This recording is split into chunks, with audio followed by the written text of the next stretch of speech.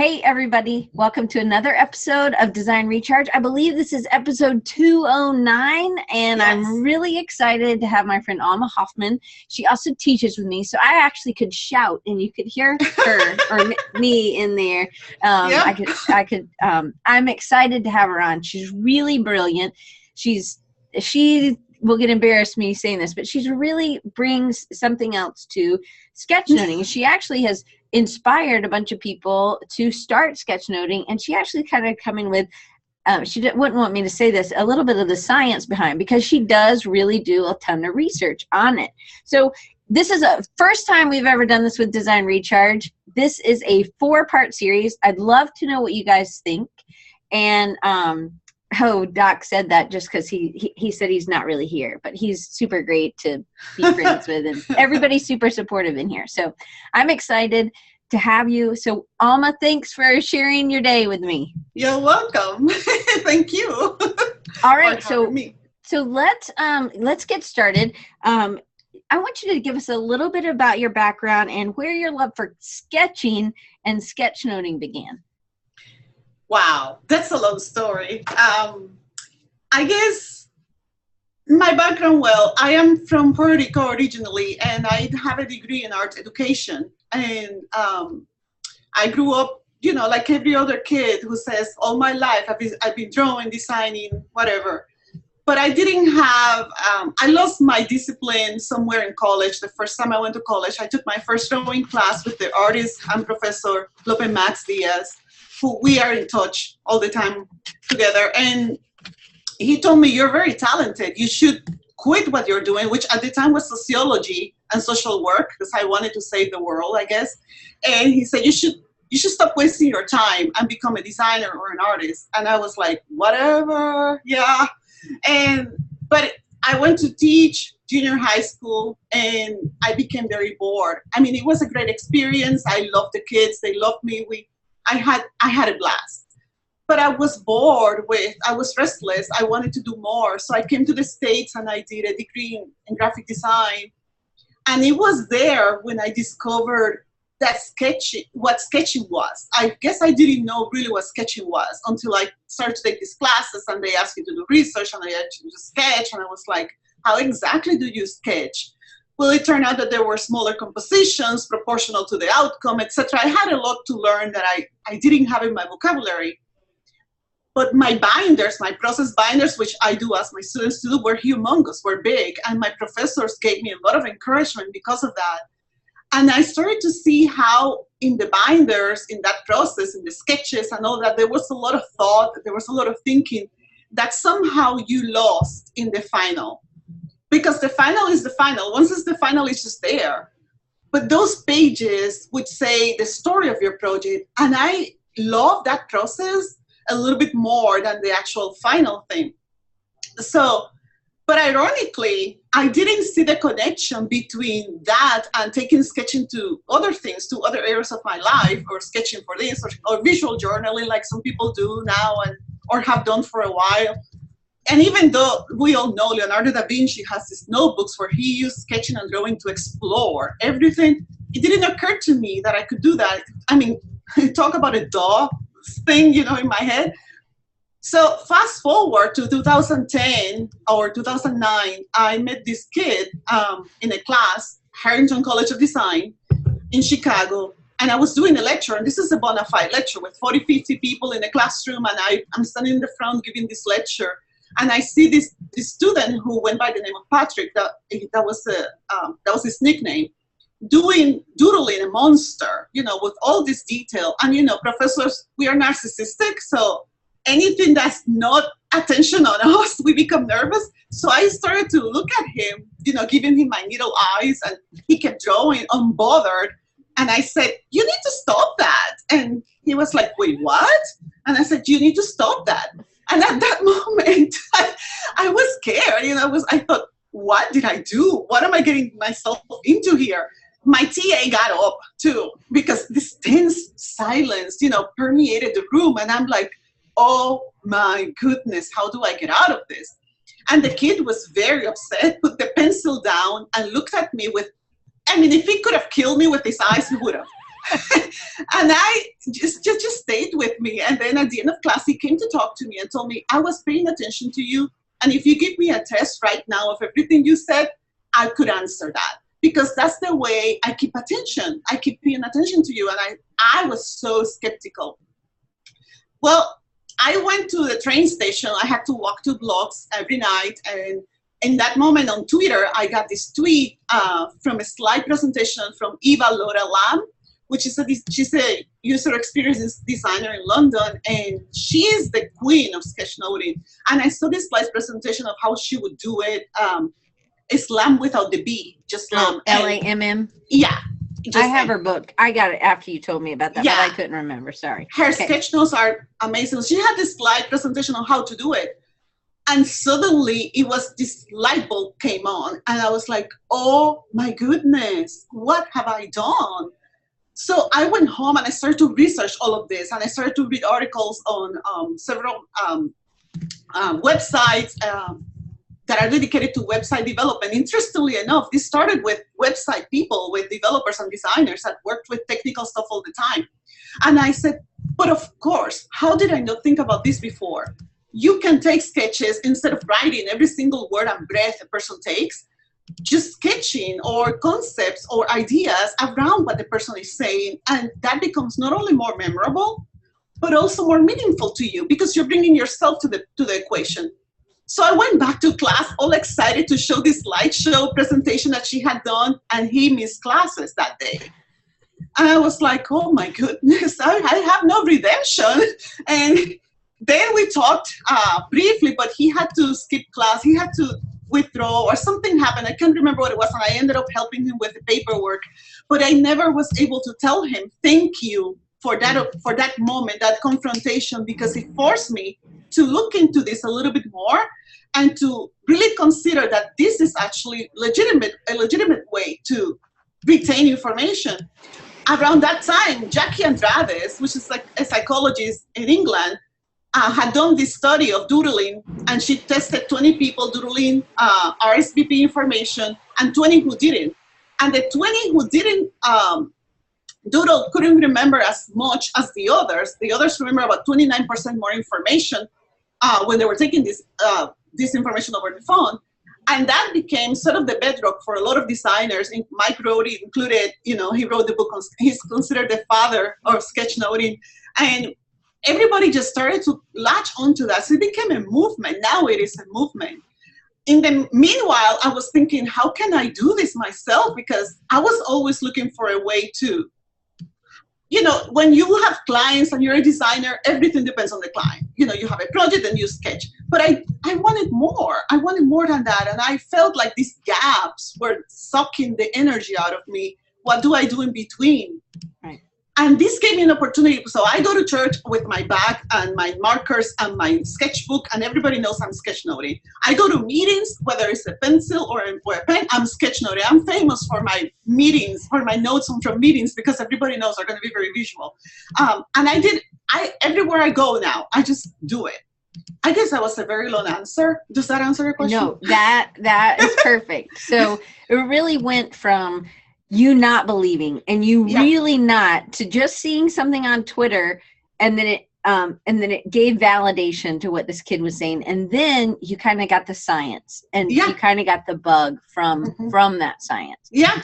So then, so if you were, because I do think that we've talked about a lot of things at how the brain works and stuff like that. So I always try to ask this question. I think Brian White asked this question the first time, and I love this question. So it was, what would you tell your younger self to do differently if you could go back in time, and how far back in time would you go? Wow, I would go very far in time. Like I said, I was this kid who was always drawing, and I was the kid who, we had this desk in school, with the desk on top that was shiny, right, and light colored wood. I would take the pencil and draw all over it. And then before class was over, I would erase it all, because my friends would tell me, everybody knows that you're the one who draws, so everybody knows it was you. And I was like, okay, so I would erase everything. And then, but on the back of the notebook, I would do all this Alma was here and eyes and pictures and whatever. And in the meanwhile, I was always drawing at home. I always have a notebook with me, and drawing and drawing and drawing and drawing. And I would do novels, like graphic novels. I had one that circulated around the school called the Cursed Treasure or something like that. My parents didn't keep anything. They didn't keep anything of that. So I don't have any evidence. I only have my memories.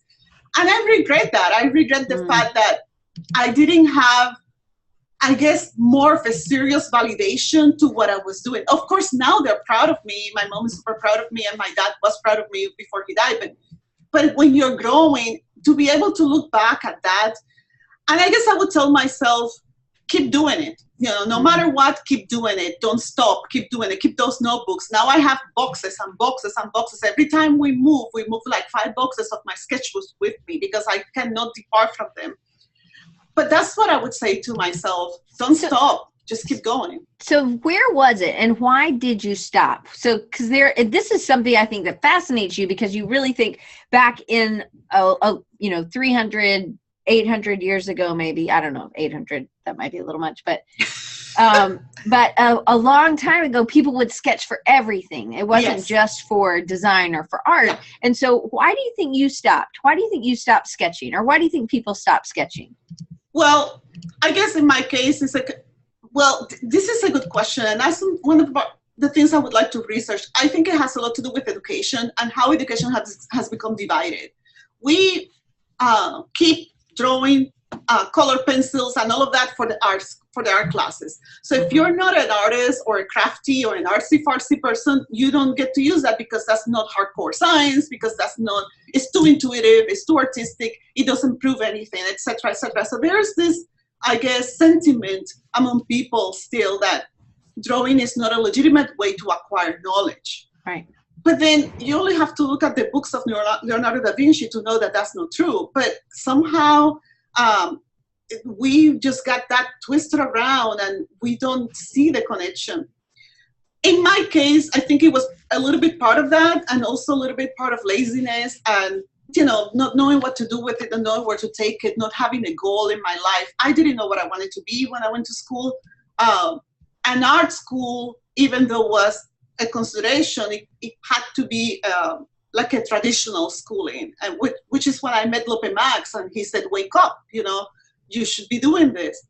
But it took me a while to integrate it. I did not think I was that talented. When he told me those words, it was like, wow, that somebody thinks that of me. That's amazing. Because I didn't think that I was that much.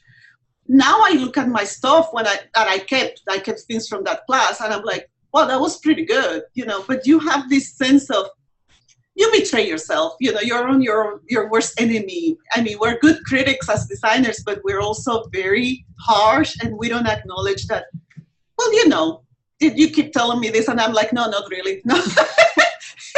But it's true. And Joe actually says he gave you a +1 already. And he said, I love Joe. So people also don't realize that it's not an inherent thing. It's a muscle that has to be exercised. Some people won't sketch because they say they aren't good drawers. It's like something you're born with, but it takes practice. And I think Joe's a great example of just pushing yourself to do things that you aren't comfortable with. And I think that it really does. It gets to the heart of that.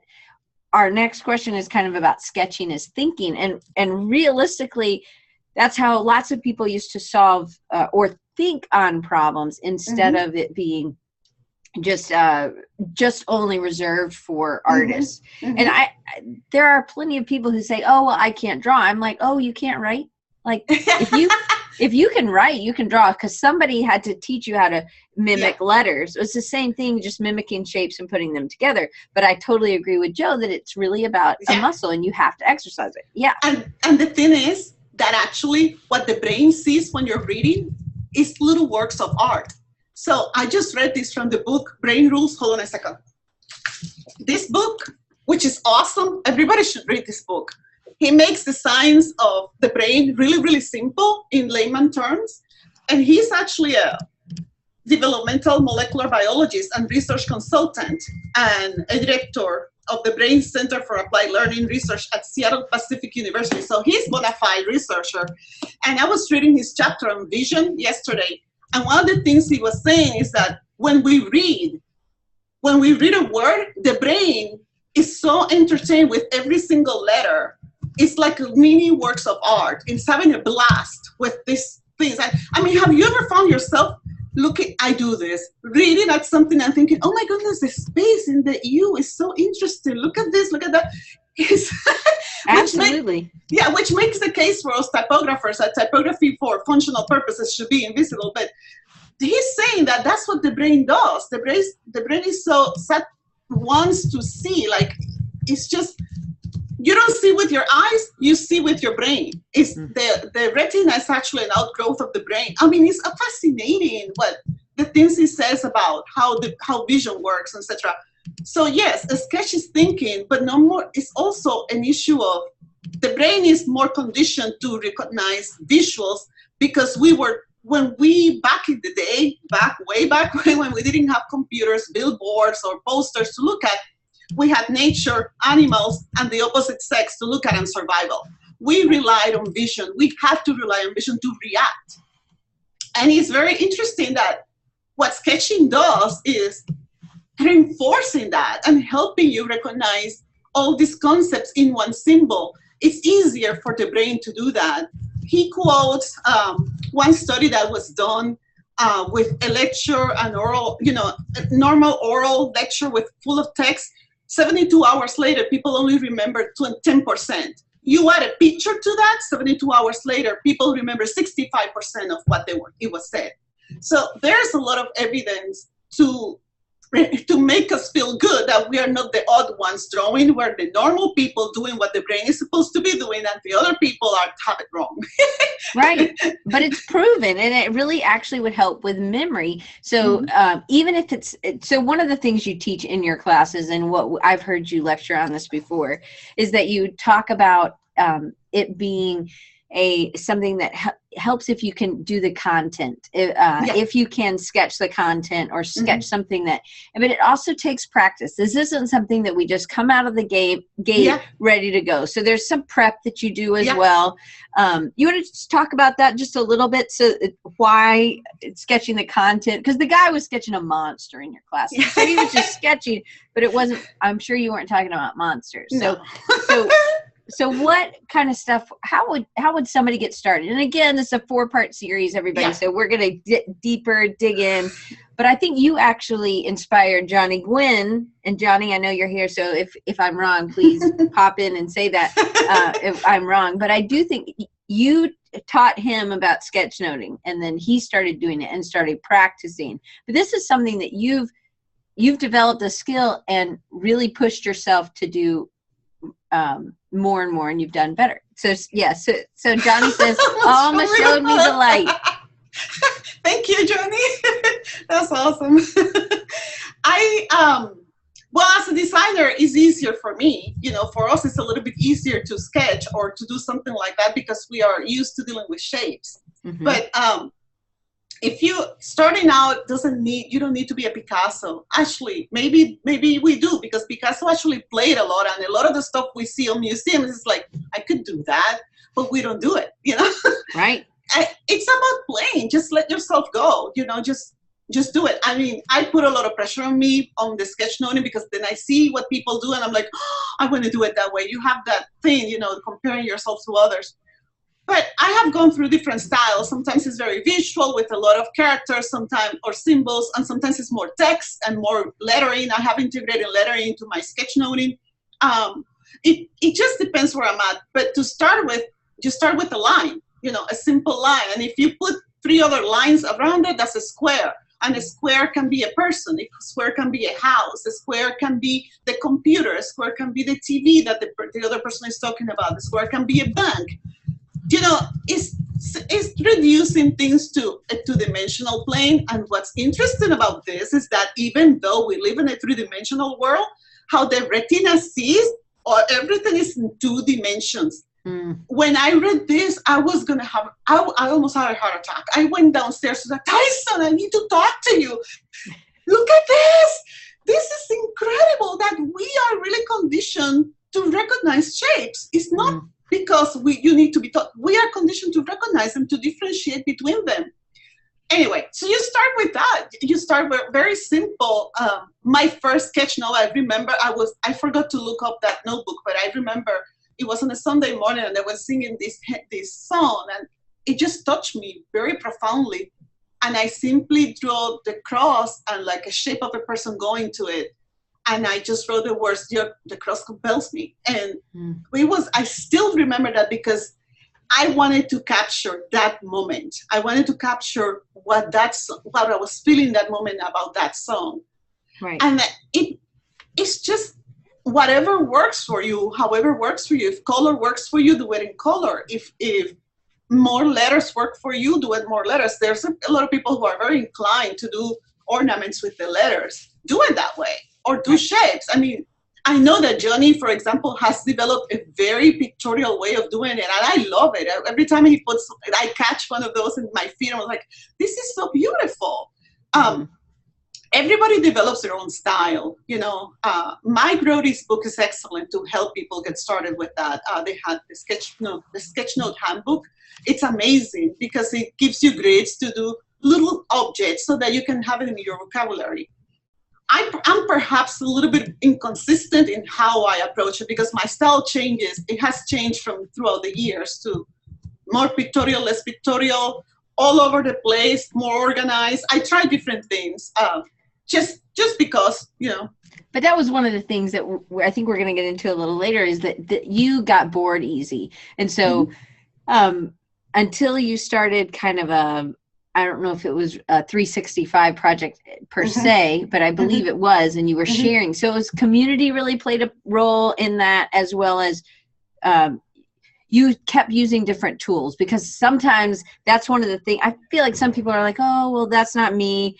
And, you know, they get bored maybe easily, and that's why they don't do it. But really what you're saying is just change tools then. When you get bored, don't let that be the stopper. Yeah. Or that it was too much time, right? A 365 project, you thought it was going to take too much time to do, right?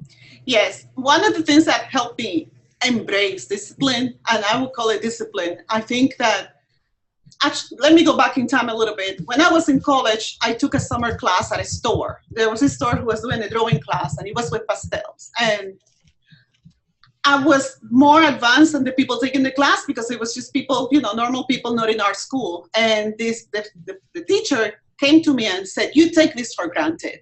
And if you don't appreciate it, you're going to lose it because you're going to lose the ability.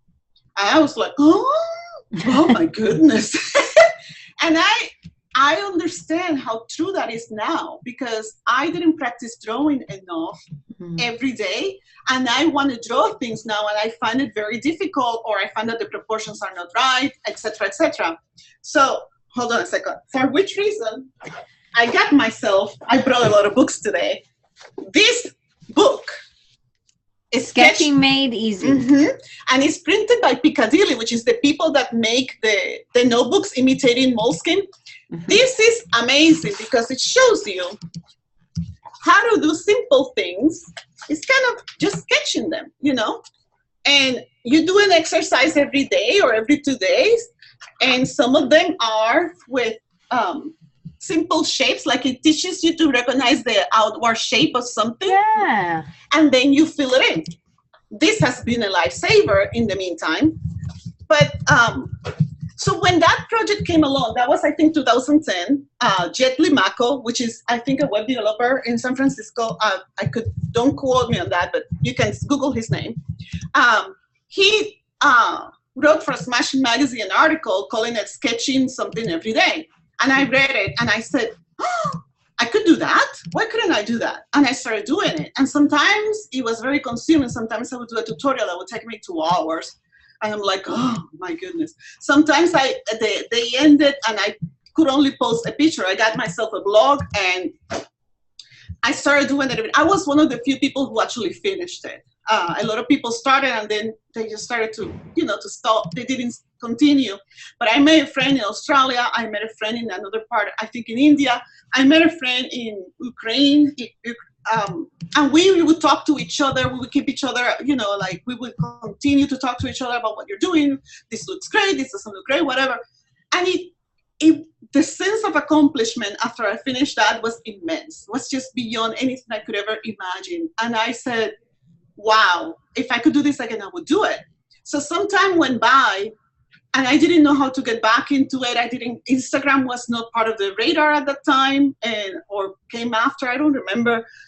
So in 2014, I came across Caroline Kelso, which is on Instagram, and she had this little course for $20, 5 lessons for $20 on hand lettering. And I said, I could do that. So I did them all in a Sunday. I listened to everything on Sunday night, bam, bam, bam. And I started doing it. And she developed this community of hand letterers. And you would do a month. Every month was a challenge of words or phrases or quotes. And you would post them, tag her, and use the hashtags. And everybody would look at each other. And the Instagram community is really very supportive. Everybody's very nice. And she's incredibly supportive. And she would sometimes have prizes. I won 1 or 2 prizes randomly. And we talk sometimes over email. And I really admired her because she has made it really, she has grown her business like in a matter of few years and paid her debts and everything. It's incredible. She's very open. She sends you emails to keep in touch, and she's very open about her process. Those challenges doing that every month, every day for 15, 20 minutes, whatever. Sometimes it would take me the entire night, and until I got it, because I was obsessed with getting the forms right, the angle, the this and that, and trying different tools. I became obsessed with all the tools and lettering, and I have spent so much money on that. Tyson is somewhere there, I think, so he will attest that this is true. And so these monthly challenges help me to keep going. It's not just the accountability. Now it's me. Now I want to do it. I am not following any particular monthly challenge because I'm exploring my own things. Eventually I will join another one. But right now I have to do it. I have this desire, this obsession with doing it. Sometimes I have to take a break. I have had to take a break. So the other day 2 weeks ago, I fill out my sketchbook, and I just posted the video of that. And those are the things I've been posting every day, and because I have to, so I have had to take a break, but I'm still like, oh my goodness, like it kills me. You want to get it out. You still have that urge to create and to make things. But you also were doing your sermons. So that's like a weekly thing that you were doing. And then you actually do that, and they send you something early, and then they actually print it on the bulletin each week, right? Yeah, I do a weekly bulletin. I actually didn't put pictures of that, I don't think. But anyway, I create the cover of the bulletin at the church every week. They send me the verse by Tuesday, and they usually by Tuesday night or Wednesday or Thursday, I have it done and I send it back. And that they print it. That's more typography. Sometimes it's my hand lettering in it.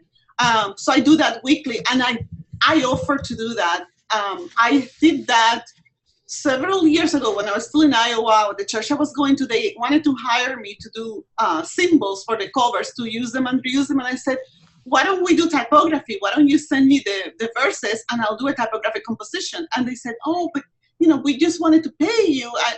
We cannot pay you No, I don't want you to pay me. I want to do this because it's practice for me. So that I loved it. Every time I would get something, I would have to think, and I would read the verses, and I would have to think, what do I do? What do I do? How do I express this typographically in a powerful way?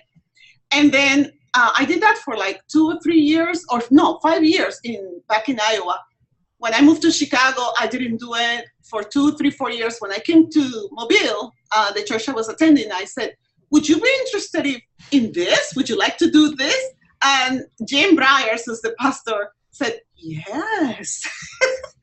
And now it's like everybody waits for it. Everybody's like looking forward to it. But I am not, that people appreciate it is fantastic, and I love it. But I am eager to do it because it forces this connection between what I'm thinking and what I'm seeing, and helping me process that.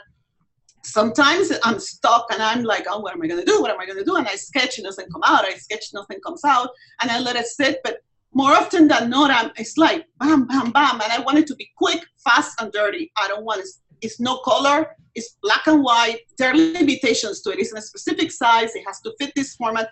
The more constraints, the better, because it just gives you not just a frame, but it forces you to think about how to make the best out of these constraints, which is really what I like as a designer.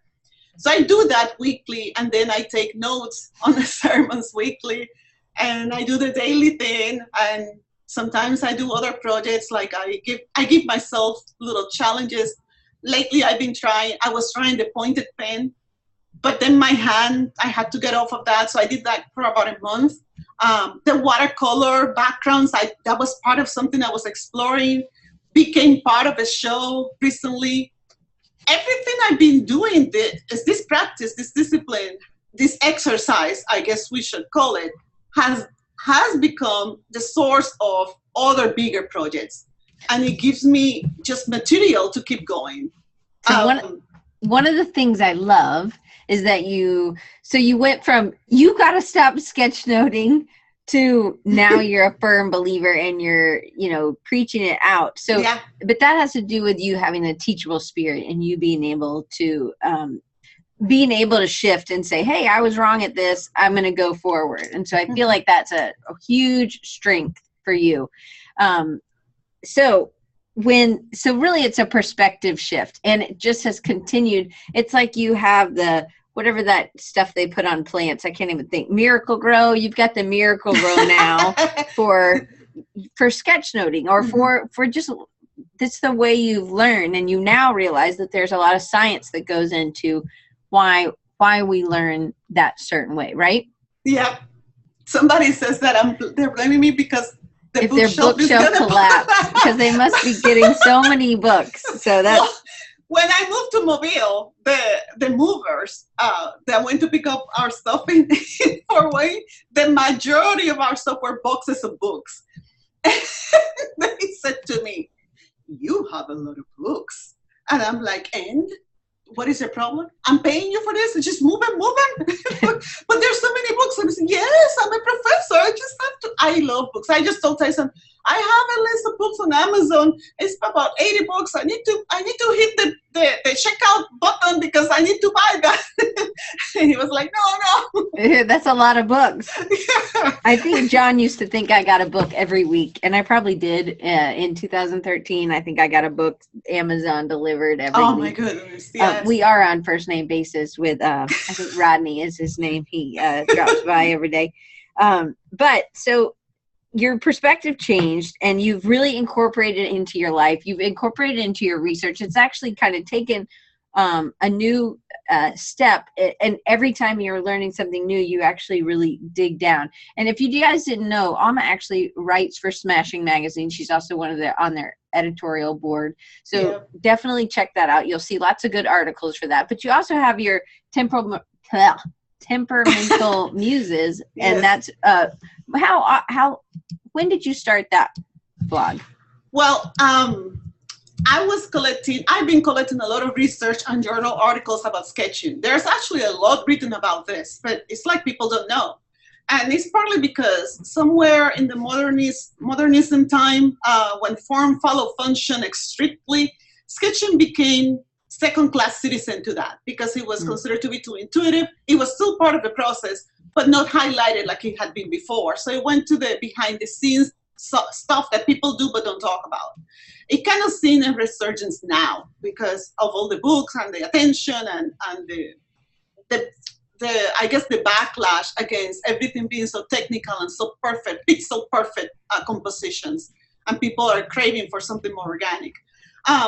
So I started writing articles too about this. I had an article published in a journal, and I started thinking more about this, and I said, wow, sketching looks so different for graphic designers or fashion designers or architects. The sketches of architects are just, I die every time I see one. I want to draw like that.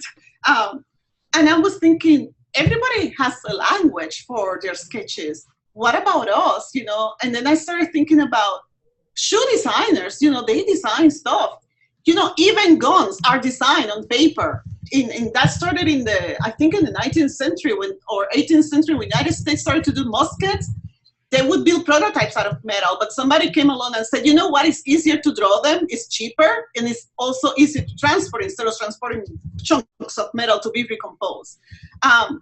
So I started to think about all this, and I said, what if I wrote a book? What if I wrote a book about sketching, about the theory behind it, about the history, about the why, about all the styles that are in all of these disciplines, how we see it, how is it actually, sketching is actually a conversation with yourself and with your thoughts, and a conversation with the object that you're trying to bring out to life. It's the short version of the 9-month pregnancy, the sketching process.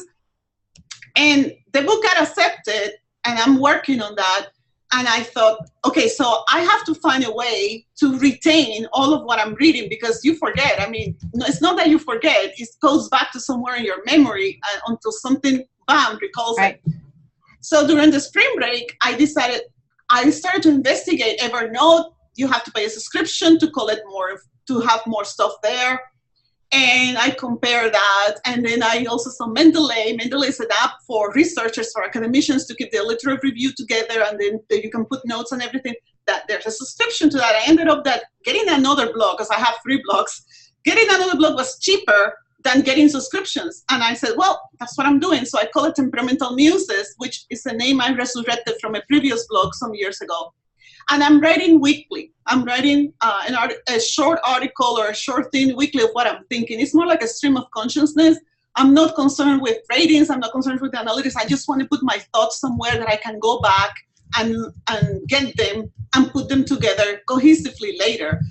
I needed to find a way to see this book taking shape that wasn't abstractly in my head, or I'm a highlighter. See, I highlight everything. But then I have to go back and look at all of that. And I cannot read and write. I find that holds me back. And then I do these diagrams when I read stuff. Sorry, that book fell. I do these diagrams. This is about how the light enters the eye and goes to the thalamus and then to the visual cortex, and all my notes. But I needed a place to, so this is going to go on my blog tomorrow. I needed a place to record things. So I started that, and every week I write a little post, maybe 1,000 words or less of what I read that week, and how it informs something different about sketching and drawing. You also have said that when we've talked, you've said that,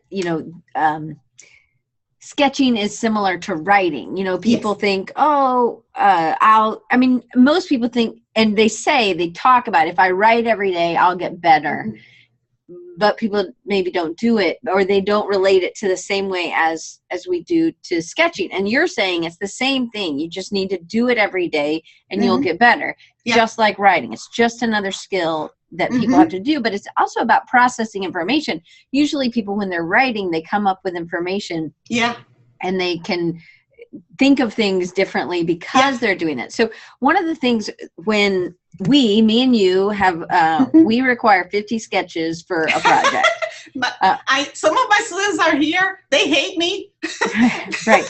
They are my students too, and they will hate me also. So, but they end up, when you get out in the real world, it's a thinking. Usually the first 10 sketches, or maybe the first 15, are kind of weak sketches. They're not really solving a problem or in an unconventional way.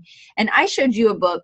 I'll go get it in a second. But Michael Beirut really talks about his sketches and how he really solves things. So why do you think? So students complain about doing too many, but then when we get out in the real world, a lot of times we don't have time to do it, or we don't make time to do it. So why do you think that is? And why do you think now there's this kind of resurgence of, and it is design thinking. It is, instead of just solutions that are quick and easy, we start really solving. So can you talk about that a little bit, and I'll go get that book? I think it's an issue of not really appreciating the place or the role it has in the process, and not really giving the time to it. I was at an agency, an advertising agency, for a little bit. I didn't last long, and we can go into that another time. It was difficult to be there because I was sitting on a desk all the time. And one of the things I like about sketching is that it's kinesthetic. I used to be a dancer. So, I can sit down for a while, but after a while, I'm restless. I need something. I need to do something. sketching gives me a way to do that, something that is physical, but stay where I need to be if I need to be sitting down somewhere. So that's another matter. But the place it has in the design process, because some time ago I was sort of relegated to second-class citizen in favor of a more, I guess we could call it what people consider a more scientific approach to problem solving based on word association, brainstorming, and things like that. Then sketching was like, okay, yeah, you can draw, you can do it, and we don't need to talk about it. But there's so much in those sketches that are actually capturing those processes that people are not really seeing. And I guess people don't consider it as important enough. The computer has also had an effect on this. The programs, they become more efficient every day. The students tend to want to go to the computer way too quickly. In fact, this morning I was talking to, I don't know if he's here, but if he is, he can say his name if you want to. I was talking to a student outside, and he called me up to see something, and I could tell he hadn't sketched. And I said, have you sketched anything? And he said, no. And I said, why? Oh, because this is due in 2 weeks. And I'm like, 15 minutes is not 2 weeks. 15 minutes is only so minimal fraction, and it gives so much more dividends. And this would look so much better if you sit down and take some time to think about what you want, and you actually sketch it out, even if it's really loose sketches. So we talked about that. So I think also the time constraints, in an agency, things are so fast, and, deadlines are king, and people feel like that just taking the time to do a little bit, 5 or 10 minutes is taking much more than what it is, when actually, in my experience, and I could be wrong, when I go to the computer without a plan, I waste more time pushing pixels than actually doing what I need to do, because the screen, this thing that is magnificent, I love toys, but this thing doesn't talk to me. I mean, Siri could talk to me, but come on, Siri is a nasty lady or a nasty British man. Like, that's my voice, a British male, because if I'm going to obey someone, it should be a British male, I think. So I am like looking at this and thinking, what do I do? What do I do? What do I do? And then I go to Pinterest and what do I do? What do I do?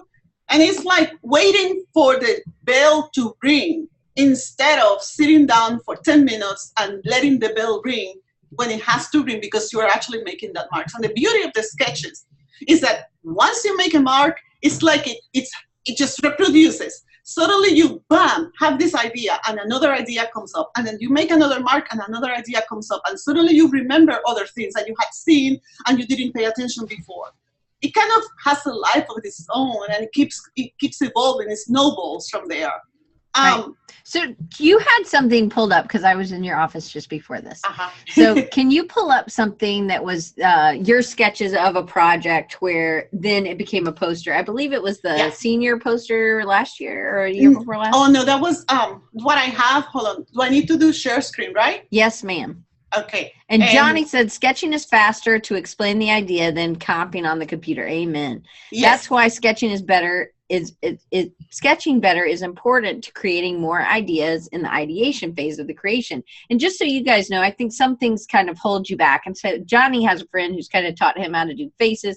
I was like, that really is something I'm held back by. So I did a skill share with Amarilys Henderson. She's going to be on next week and teaching us how to do faces and just kind of get some of that down, so that that's not what's going to be holding us back. And then Johnny's going to be there the next week to kind of take us from, he was inspired by Alma many years ago, and then now he's kind of taken it and he's just gone amazing, and he's been able to, your drawing has improved tremendously, and now you're able to think better quickly on your feet when you do have an idea for a client. So let me pull this up. Can you see it? No? Yeah. Yes. There? It's just a tiny, oh, there we go. Yeah. Okay. So this I did, this was in 2012, I think it was, when I was at IPFW in Indiana. We had a show, the faculty, 3 of us had a show, and we titled it The Other. And it had to do with issues of diversity, racism, dystopia, utopia, etc. And of course, because I was a designer, they told me, could you do the poster? And I'm like, any opportunity like that, I jump on it, because it gives me a chance to do something. sometimes we're too eager, right? And we don't get paid and we're like, oh, but I loved it so much anyway. So this I did. The thing about these sketches is that I did them watching TV. Mm-hmm. I was just sitting down and it took me about an hour and I came up with these sketches. And then I kept going and see my sketches are not super precise, you know, they're kind of loose, and I started to play with all of that and think of other things. And you can see this one here. This is the poster. Mm-hmm. So this is the sketch. This is where I landed into this somehow. This is the last one. And then this is the poster. And as soon as I had that sketch, I went to the computer and I got it done. And it was done. Catherine Moore from CCAC. Do you remember her? She's an illustrator. She said, awesome sketches. And she said, hey, everybody, earlier. But anyway, I just wanted you to know. She was there too. Thank you. So that's how I came about that. So to me, you know, sometimes these sketches are more detailed than other times, and that's okay because, you know, not every time you're going to design the same way or sketch the same way, but at least there's some thoughts in there. So if I wanted to come back to one of these, I know exactly what I need to do. I know what I was thinking. I know, you know, I'm thinking here of something different, an anomaly in a pattern of squares or rectangles as a circle. You know, it just becomes a way of having this conversation. And the thing is, I actually wrote about this in my blog. It took me an hour, 35 sketches. I did a total of 35 sketches in an hour. So watching a show with Tyson. That was it. Well, and I think Johnny has a good point where he said, you know, he wants to see someone's process. And I feel like people are remiss if they're not adding that into their portfolio because it really is how they think. So we understand that you can produce something, but what was the ideation? How many other great ideas did you not produce? Because that would also be a really big tell when you're looking for a job. Yeah. And of course, you know, there are projects who are going to be super fast and you need to crank them out really quick. But, you know, a little dot, even if it's a little dot here and there, just bam, gives you that idea. Right.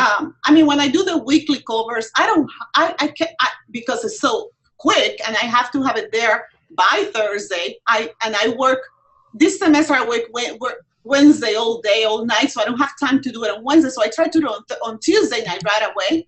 I don't have time, you know, I don't have all the time to sit down and sketch many sketches. So sometimes my sketches become a little line or a little 2 lines here and there because of the deadline. But that's okay. You know, it's okay because I replenish that in other ways and I'm building this muscle in other areas to give me that speed for this particular situation. Should I stop the share? Yes, please. Okay, there we go. So this is the book I was trying to say. It's by Michael Beirut, How to Use Graphic Design to Sell Things, Explain Things, Make Things Look Better, blah, blah. All this will be in a link in the show notes.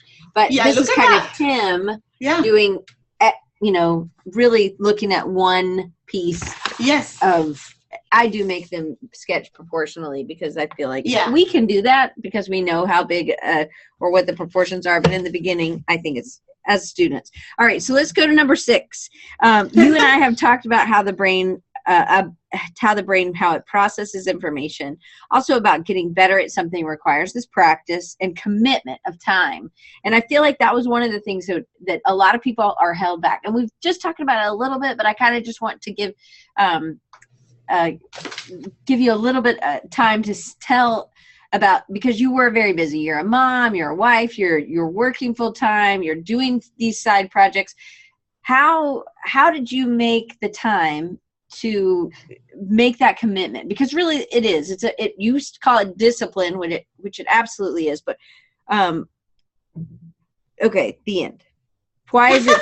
I don't know. I don't know where I was going with that, but it really is about time and effort, I guess. And you also saw yourself improve, right? In a fairly short amount of time. Especially with the lettering. I think, you know, it's not only all the stuff I have to do or the responsibilities I have. I also handle a physical condition that I have to monitor and I have to manage. So I don't have, you know, when people say to me, oh, you have so much time because you're a professor, or I don't have that time because I have 2 jobs or whatever, I'm thinking, yeah, I don't complain.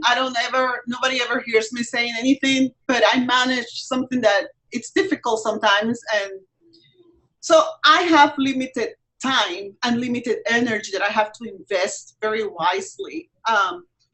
But I have discovered and I have seen throughout doing this that we waste a lot of time. I mean, that's the truth. While you're waiting for a phone call, you could be reading something to feed your brain while I go to my children's swim meets. That's all day. And I could be talking to a lot of people, and I do that, and I sit down with them and, socialize. But I go to my corner and I take about 45 minutes or half an hour or whatever it is, and I take all my supplies with me because everything moves with me. And I draw, or I play, or I do watercolor, or I do doodles, or I do this. I try to do it everywhere I go. I was in the habit, I haven't done this in a while, but I was in the habit of every restaurant I went with my in-laws, I would letter that. And I would sit down for a while and I would letter that. And this is this compulsion. I don't know, I know everybody's not the same way, but I think this is something I have learned to appreciate.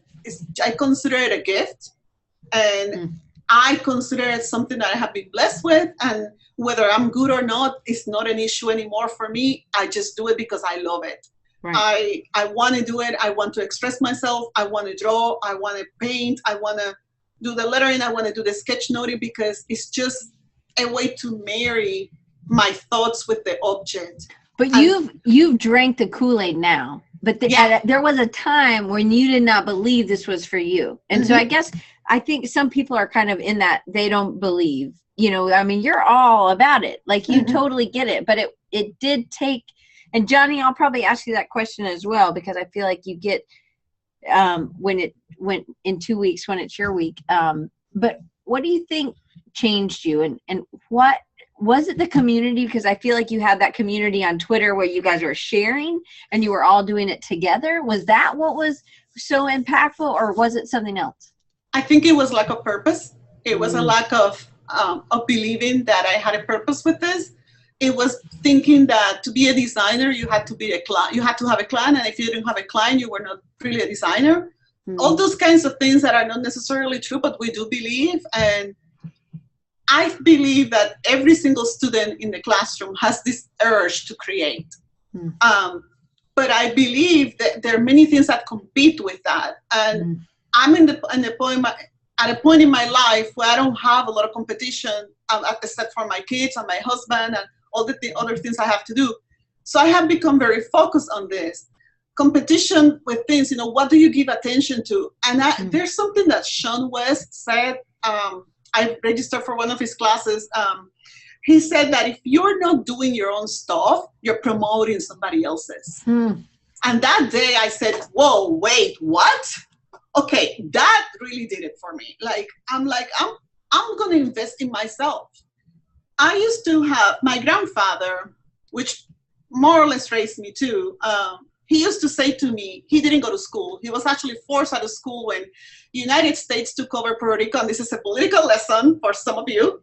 When the United States took over Puerto Rico, he was kicked out of school. And he didn't go to school. He didn't graduate. He knew how to read and how to write. And I remember as a kid, he was a radio producer. I would do his invoices and I would sign for him. But he used to tell me, if you spend money on a piece of clothing or shoes, you're going to grow out of them. But if you spend money on things that you keep here, they're never going to leave you. You're going to take them with you when you die. I never forget that. Never forget that. And I don't know if it's that gave me this curiosity to learn, because I did never forget those words. He would say, what you learn, you take with you, nothing else. So for me, it has become an issue of, I want to spend time. Well, actually, Anthony Cristofoli said this, spend your time refining what you love. And I have embraced that I have this gift. I have been fortunate to have a husband who's extremely supportive. I mean, he could not be better if he tried. My in-laws, which they said they were going to be here, I don't know if they are because I can barely see that. Linda Hoffmann, right? Yeah. Yes. She's here. My in-laws are, they're extremely supportive people of my art, of my work, of my design. Every time they're very encouraging, very, very encouraging. My best friend, she practically believes I'm an angel from heaven just because I can draw and paint and do these lettering things.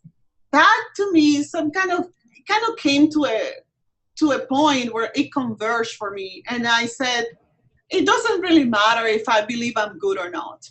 What matters is that I love it, and the practice itself is going to take care of the quality of the skill. And that's the thing. You don't have to start out being good. And it's true, we strive, we have this urge to be better. True, keep it there, let that fool you. But you don't have to be that when you start. You have to let that fuel you and continue, because the practice takes care of the quality of the skill. And at the end, you're going to get better and better and better. One of my professors, as I always say, University, Alan Mickelson, used to say, you're never as good as you think you are, but you're never as bad as you think you are. Right. And I always remember that. I always remember, because I came to school to graphic design late in my life. Everybody else was 10 years younger than me. And I was really behind. Everybody knew how to use the computer. I had to learn to use the computer. I had to learn to use the software. It was very challenging. In fact, I wanted to leave graphic design. The moment I got in, it was by admission review. They only took at that time 40 people out of 100. I was one of those 40 people. Everybody was happy except me. I was like, oh, what have I done? This is not what I thought. And I wanted to leave. And on October 31st, 1993, I think it was, I went to my advisor's office and I said, here's the pink slip. And since you're my advisor, you need to sign it. And he said, what is that for? I'm dropping this. And he said, no, you're not. And I said, yes, I am. No, you're not. And I'm like, you're my advisor. Your job is to sign. And he said, no, it's not. And I'm like, we are here at the point that we don't agree. And he said, give yourself till December. And I did. And when I finished that semester, after October, it took a turn. And I learned to embrace it. This is just, to think that you have the power to create something that potentially millions of people are going to see, that you did that. That's, to me, it's like, wow, mind-blowing. The first time I did a poster at the university, and it was posted on the billboard, and everybody was passing by, I did that. That to me it's not just a gift, it's a privilege. It's a privilege I take very seriously. It's a responsibility. I don't know. It's just, I do. So we are out of time. So okay. I want to make sure everybody knows how to get in touch with you. So you can follow her. I'm going to paste it in. You can follow her on Twitter, on Instagram, on Pinterest, on LinkedIn, Alma Hoffmann, HOFFMANN. Yeah. So make sure you get those down. And then on LinkedIn, it's just Alma Hoffmann. All the others are all one word. And then she has almahoffmann.com and almahoffmann.net. Are those pretty much the same thing, or are those two different content? almahoffmann.net I set up for the tenure thing, for the tenure and promotion thing. Okay. And then but people can go there and look. It's fine. Sure, yeah. So it might help somebody else who's navigating the tenure process. And then temperamentалmuses.com is also, and then she also has her Etsy shop is Well Chosen Letters, and it actually have the link like plugged into the website, my website, rechargingyou.com, where it has all these books that we talked about, and it has, I've just tried to do it while we were going, so there's a link, and then all her Well Chosen Letters. So I think those are things that you've had shows, and you sell some original pieces of work, right? Yeah, I do. No, they're not on Etsy, but they are on Sashi Gallery. I sell some of my stuff in Sashi Gallery. Oh, okay, cool. Awesome. Well, look, Brian is the best. Thank you, Brian, for getting the, that's awesome. Thank you. So I get to work with Alma all the time, and so I'm really excited, and we get to have the same students. So if you want to study with us, we do have a master's program, people. So just a little plug there. So you can go to southalabama.edu /art. And then you can check us out. And then you got two geeky type people who and you should say what Keith said about our program. He said to a potential student, we teach you how to think here. And it's not just about design. We teach you how to think and to become a well-rounded student. And I was like, wow, That's awesome. It is. We teach lots of other things too. I mean, not us. We teach just design, but there's other people that teach lots of other cool things. So, if you're interested, be happy to talk to you about that, as I'll be the grad coordinator again next year. I want to say one thing. I am sorry I didn't keep up with the chat, but I can't see it. At the bottom. No, I can't. Biologically it's there. Physically it's there. I cannot read it.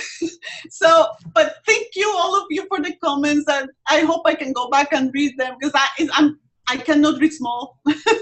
So Kent says your enthusiasm is infectious, and I think that's one of the things that makes her such a great teacher. I do think she holds students' feet to the fire, as I think I try to do as well. And I know that she's really, really, really good with type. Every time I'm around her, I always learn something new. It's like Rachel with type ed. I think you guys would get along real well. But thank you guys for coming. And again, this is a part 1 of a 4-part series. So next week, we have actually 2 design recharges. One is, I believe, on Thursday, and that's with Amarilys Henderson, and we're just going to be really talking about faces and just drawing anything from race to gender to maybe even age pulling in. And so she has a Skillshare class, so if you wanted to do that, that would be cool to do beforehand. But we're going to kind of talk about some of those things that go into that. And then we also have my friend Noah Scalin has done, which actually kind of goes with what Alma's talking about a lot. He has a new book coming out. I've had him on 2 other times early on. And so he has a new book called Creative Sprint. And it's in April. Yes. They do they send you an email, and you can actually go to creativesprint.com, I believe, or creativesprint.org maybe. And they send you an email, and it's a creative exercise. And he's somebody who started the 365 project a long time ago, and it was really successful. And I was listening to the Honest Designers podcast this morning, and they talk about how, your side project sometimes leads into a real full-time paying thing, or clients wanting that. And so Noah did a skull a day, and there wasn't anybody who was like, yeah, man, I need you to make a skull for me. But what it did was it made him explore a bunch of different mediums. And from that work, he got other work that he was doing that wasn't skulls, but it was just showing about problem solving. And because you had to do something in 365 days, it was huge. So we'll be blessed next week to have 2 design recharges. Noah will be the normal time on Wednesday at 1:30 Central. You can do the math for the other time slots. But then Amarilys, I believe, is on Thursday, and it may be even Thursday morning, because she has kids and she has to get her kids. And so that was the only time. I always try to make it work for people, and I thought it was it's a really good content to bring you. So I would love to know what you guys think. Oh, Brian said creativesprint.co is what it is for anybody listening on Amazon. But again, if you want to help me out, the best way to do that is write a review on not on Amazon. That would be a weird place to write a review. On iTunes, that would be great for the podcast, or even give me a thumbs up on YouTube, or put a comment on the Recharging You site and see what you thought about this. So that would be helpful. So Maria said she just bought the book on Amazon. She's just waiting now.